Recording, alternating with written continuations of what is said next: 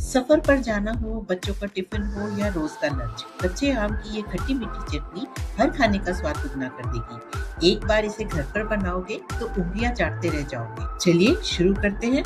सबसे पहले कच्चे आमों को अच्छे से धोकर उनका छिलका उतार दीजिए। फिर अब इनके स्लाइस कर लें या छोटे छोटे टुकड़े, या फिर आप चाहें तो इन्हें कद्दूकस भी कर सकते हैं। बस ध्यान रखिएगा कि गुठली को अलग कर देना है।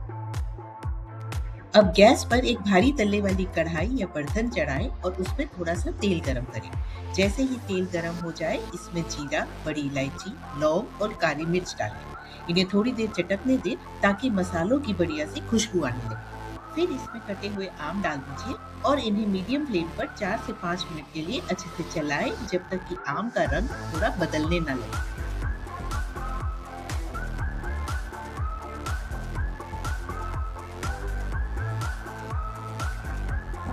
अब मिठास और तीखेपन के लिए इसमें डालिए चीनी, नमक, कश्मीरी लाल मिर्च पाउडर और भुना हुआ जीरा पाउडर। सब कुछ अच्छे से मिक्स करें और तब तक पकाएं जब तक कि चीनी पूरी तरह से पिघल न जाए।